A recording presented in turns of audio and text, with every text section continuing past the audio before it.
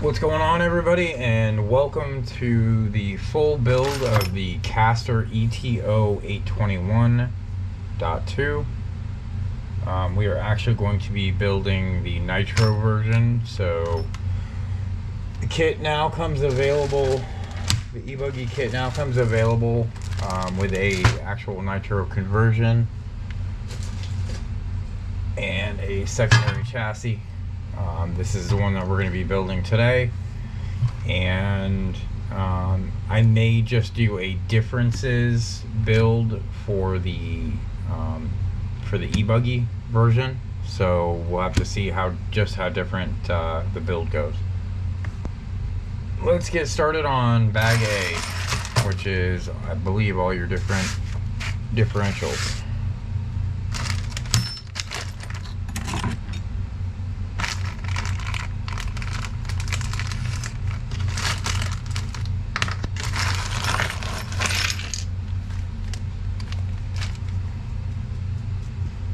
So the greens are going to be a little bit thicker, and I would assume that those are some type of shim for adjustment. I don't have anything noted in the manual other than green is a must-use gasket. Yellow gasket is for adjust. However, I don't see a yellow gasket in here. So we're going to use the green ones off the rip, and these are going to go to the side. I am going to use... So you can use just a regular grease, a gear grease, to coat these O-rings. However, I have something specialized from VRP that I will be using today. So you will need some regular grease as well. I do not believe that any of the kits come with oils. I could be wrong about that. Don't quote me there. So... And again, all of the outdrives appear to be the same length, and there is no, I don't see anything denoting anything differently. So we're going to start with the cup, put our bearing into place.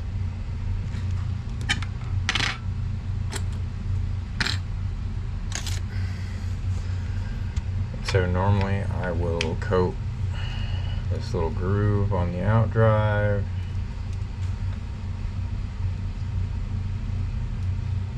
just like that.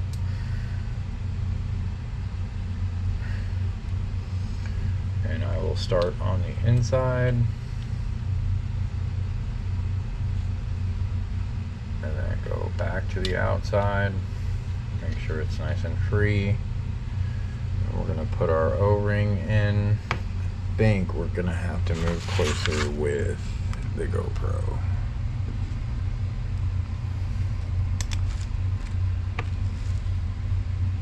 That's pretty hard to see. And so we just basically want to put our O-ring over, but you want to coat the O-ring with grease, with that very same grease that we were using before, or if you have any kind of O-ring sauce or something specifically made for O-rings, then I would use that instead of the grease. And we're just going to take tweezers, push that little O-ring down the best that we can. I am using dull-tipped tweezers in order to make sure that I am not causing any damage, and you will see that there is a difference here. These are for your spider gears. This is going to be for your output. You can see the difference in the size. So we're going to take one of the larger ones, and that's going to be what seals the outside of the diff. If you've built any other diffs before, it's similar across the board. We're going to take a pin, and again, these pins are all the same size, and then we just need to thread the needle.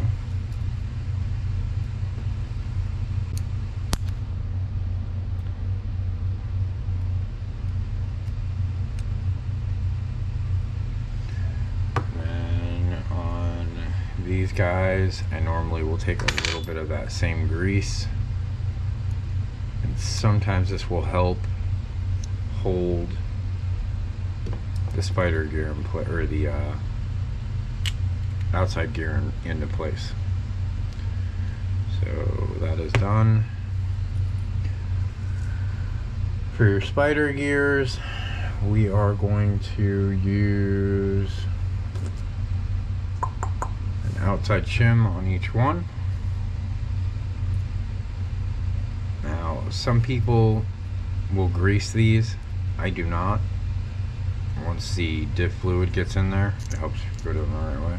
Once the diff fluid gets in there, there's no need, especially after they break in, and then you'll use one small washer on the outside. And to make sure you don't accidentally put two instead of one, otherwise you'll have a real crunchy diff. So it seems like they're sticking together pretty good. Okay, so if we're gonna set these down and in one at a time, we want this bottom one, we want this groove to sit up inside of the diff.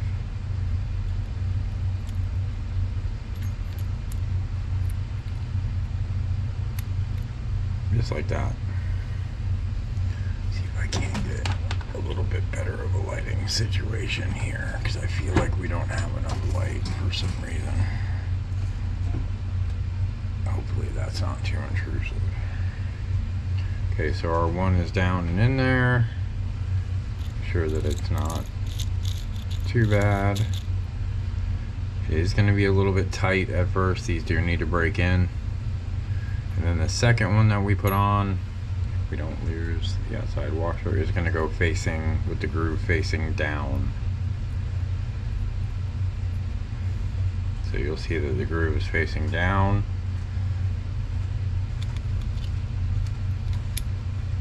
And then it should slot right into place with a little bit of spinning on the outside diff. Now, once those are together, you should be completely free. We're going to set this to the side, and we're going to do the same thing that we did on the cup, but we're going to do it on this side. So, bearing, out drive, we're going to get a little grease on it.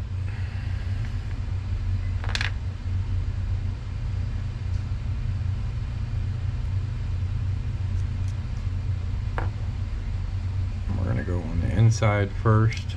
So when I do this on the inside, it basically leaves a little residual grease in there, which helps the O-ring kind of slide into place. And it assures that you do have good lubrication all the way through. We're gonna put a little bit of the Super Shock Sealant from BRP on here. And I did forget to put, nope, the bearing is on there. Okay, and then we're going to put our washer in place.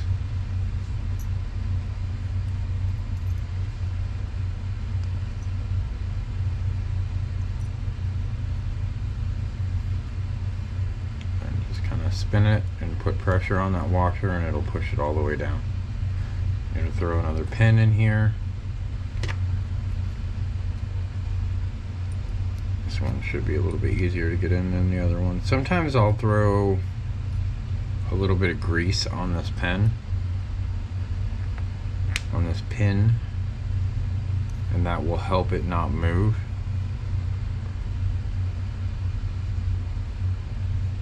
So that it doesn't fall out on accident.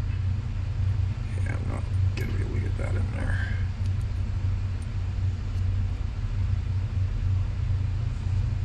So you can see how it's not moving anymore, so it won't fall out accidentally. It'll help keep it lined up. Take another one of our gears. Since I put grease on the pin, that one's not going to need anything. Make sure that it's free. And then we are going to get our green gasket,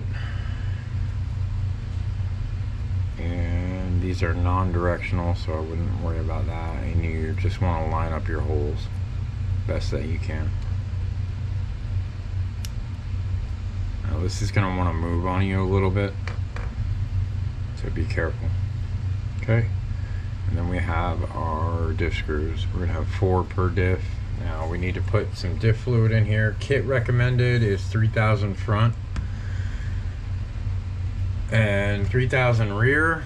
I have a very specific setup sheet that I am going to be using, so that is going to be different. Mine will be different. Setup sheet. Okay, so I am going 20K in the front, 15 in the center, and 10K in the rear. We do have a little bit higher of a grip track here in Florida. Usually by our main, all of the tracks that we race at definitely have an established groove that will typically be high grip. Sometimes you can get a boiling cup of water and put your diff fluid in it and let it sit for a few minutes while you're putting these together, and that will make it a lot easier to get all of the diff fluid out of the bottle. I'm sitting here having to play the waiting game. So basically want to fill this, the way I normally do it is to about 1 millimeter from the top, maybe a 1.5 millimeters from the top. Some people are super meticulous about this. I'm not one of those guys because I change my diff fluid often, especially on a new kit. And we're just gonna turn that right there. You can kind of get an idea. Let me see if we can see an idea of where I'm at fluid wise. Now we are gonna have a little bit of spillover. I'm not gonna let this diff settle because after I run it, either this weekend or next weekend, the diff fluids are gonna get changed again. That little bit of air is not gonna be a big deal. At least not to me, it won't be. So basically what we wanna do is just try to best we can line up these holes. And it's gonna be pretty difficult for me to do on camera. And I just actually came really close to hitting the nail on the head there. Depending on what camp you're in, some people think it's a no-no to use a drill. I've got one that has a pretty decent clutch on it here, from Ryobi. Plus it has the ability to change the torque. And normally I leave it on 1, and what I will do is I will run these in and I will finish all of them off by hand, which you will see in just a second here. Normally I put them all in to ensure that they're all lined up correctly.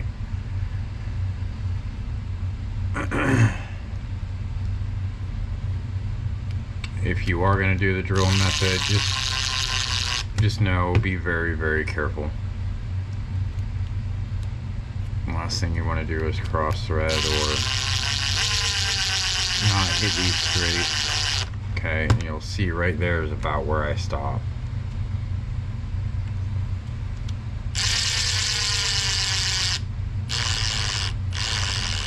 And then I'll usually tighten them down the rest of the way by hand. And the way that I do that, actually pretty meticulous about this. Before you tighten it down at all, make sure you rotate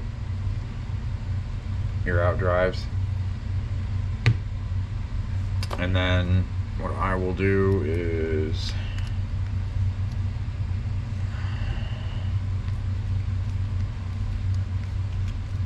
snug that side, snug directly across,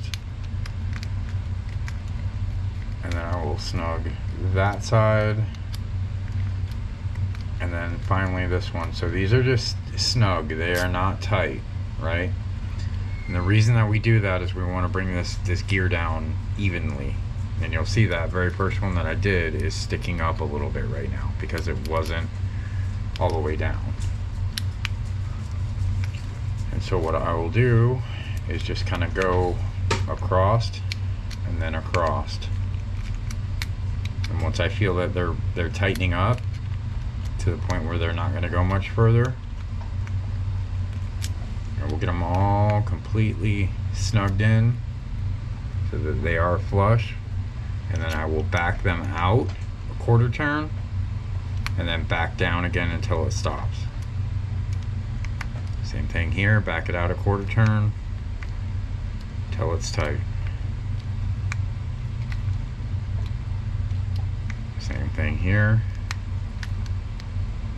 Okay, and then we just want to check, make sure that we don't have anything sticking or grinding. And as of right now, we have buttery smooth dip. Now this is going to be basically ×3. It is the same process for all 3 dips, so I'm not going to record all 3. Alright, moving on to bag B, which looks like it is the diff housings. Let's rip this bad boy open. So it looks like we got a pretty big multi-bag here. Okay, so the first one that we are going to do is the front. When I'm building my diffs, I forgot to show this. The front and the rear is usually identical. So what I end up doing, hopefully this comes through on the camera, you can see that I've just put a little F for front here and an R for rear. That way I can easily identify them if I take a break or stop, or you know, if there's a stopping point somewhere. Alright, we're going to start with the front. And bearing. And what I call the input gear. Another bearing. And it looks like they are calling for a shim here.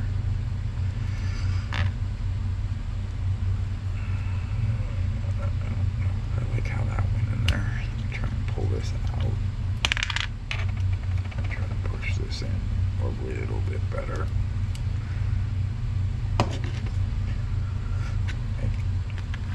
Very, very sure that that is flush. That one is now in. Okay. And so no shim here, but there is a shim for the output. So you are going to go in. The reason I say that is there's just not much room there for a shim to make any kind of difference, or any kind of meaningful difference. Okay, and it looks like we have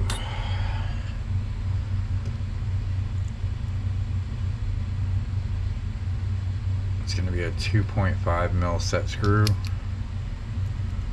and metal on metal, you really want to have Loctite on it.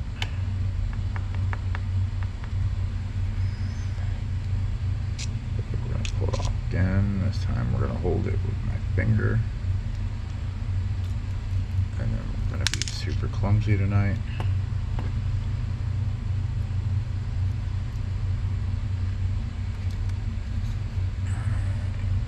Make sure that everybody can see what's going on here.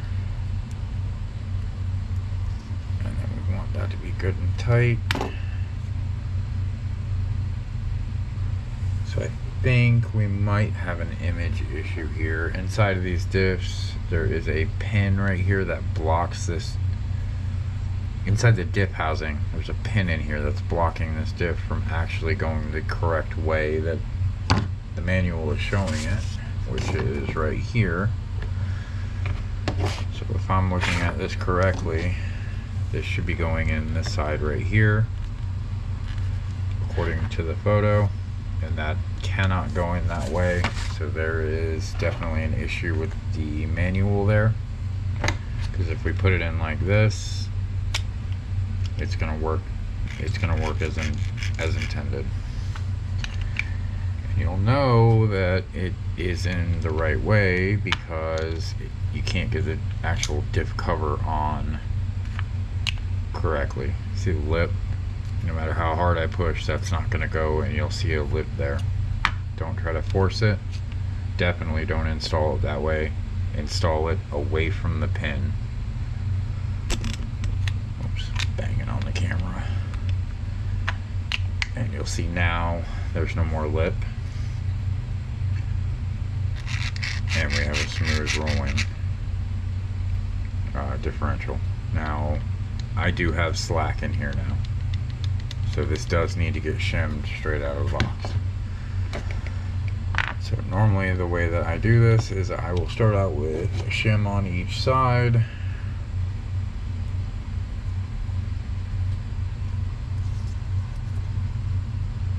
And then recheck. Now when you put these shims on, there is a lip inside of the diff housing. Right here, you need that shim to be on this side of that when both pieces go in. Pretty straightforward.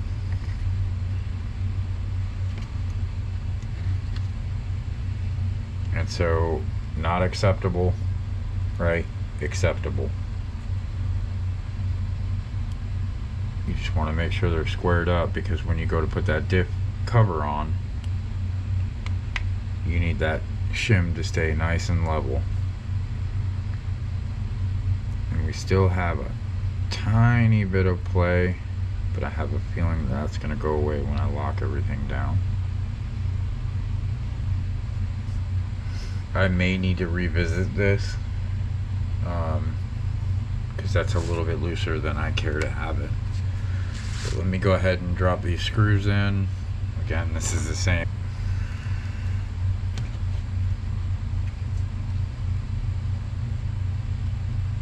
Yep, those fit.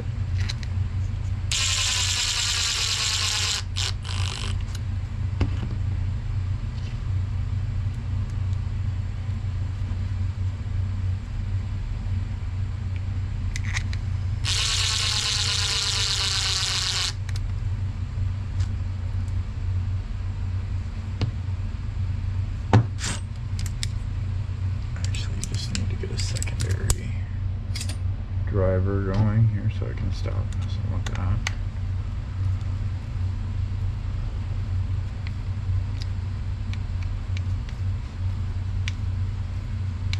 And so the reason you don't want to whiz those things in there with the drill is that this plastic in here will melt because it's going to create a bunch of heat from the screw, and at which point then you'll end up stripping these things out quicker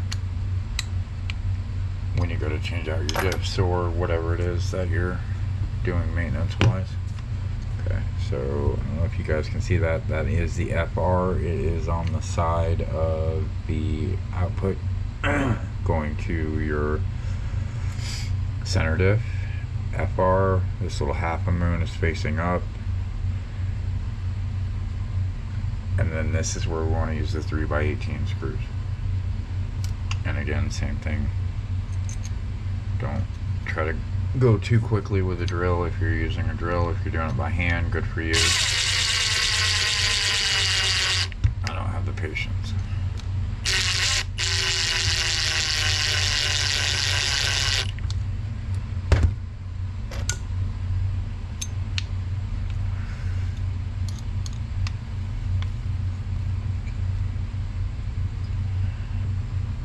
And so we've got some CenfloRC Gorilla Grease here.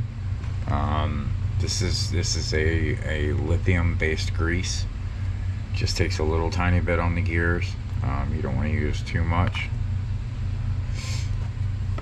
And you can do that from the bottom right here. And again, you don't want to use too much. This will end up spreading out over time.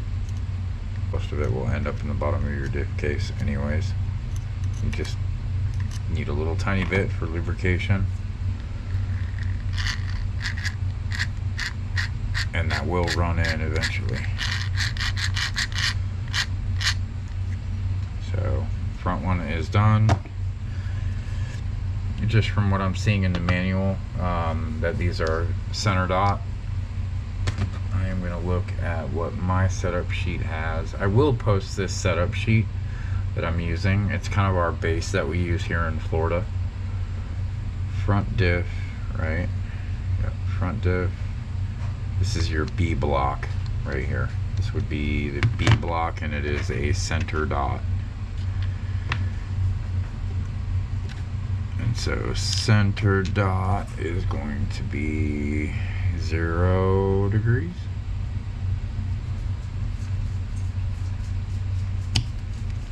Okay, so these are your center dots, aptly named because they are center dot.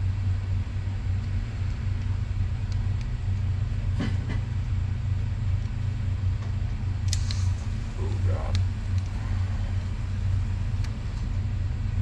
That goes in there, that goes there. Okay.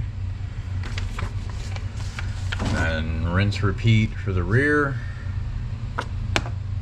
You're going to make sure that we actually get the rear diff, which we have.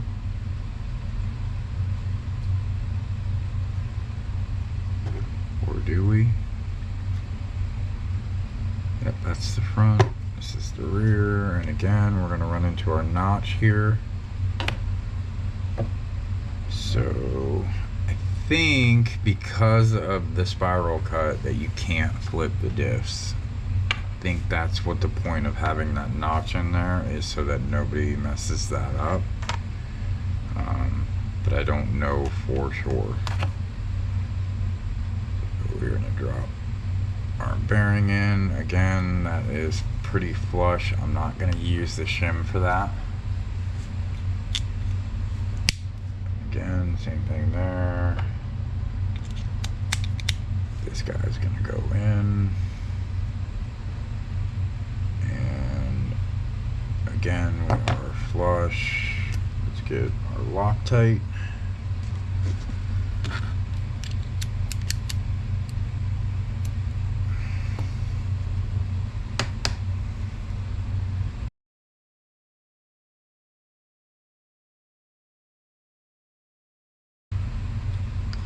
Okay.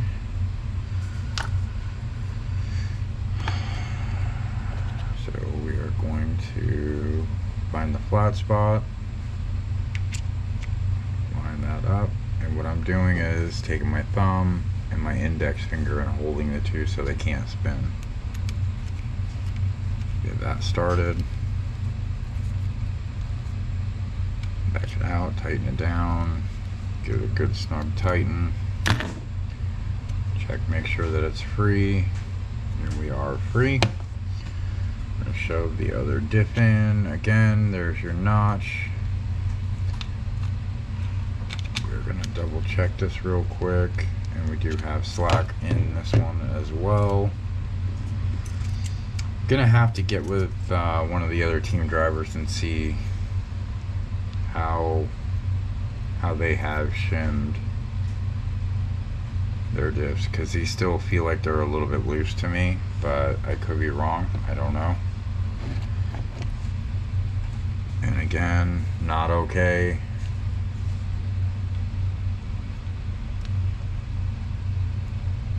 Good. And this side is good. Okay.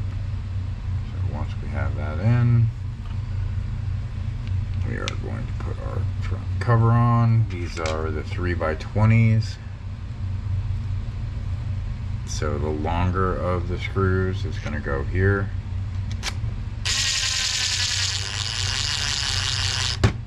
We don't put them in all the way, and we don't go in too fast.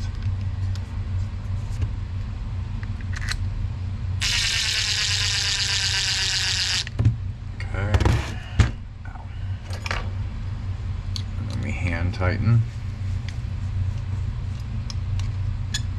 And hand tighten.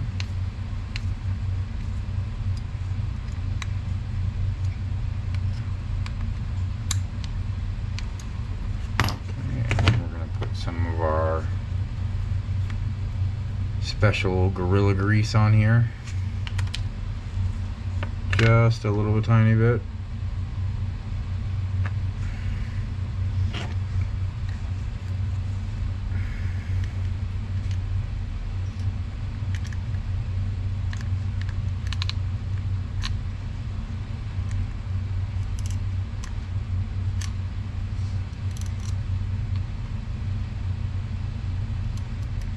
Okay, we just want to make sure that everything is free, and we do feel like it's pretty free. Obviously these bearings are the kit bearings, so they're not going to spin super awesome until the kit's broken in. And then we have, this is the way that we want it going in. The half moon is going to sit underneath the diff. If you don't put it in that way, you will definitely know because it won't fit right. So front, rear, and rear, front. Now it makes sense.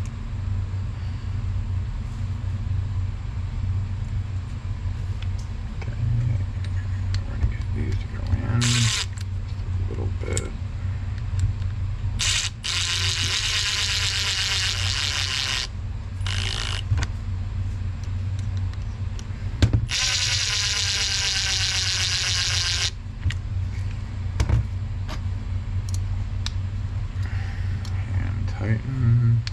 Tighten, and for me these are going to be also center dot.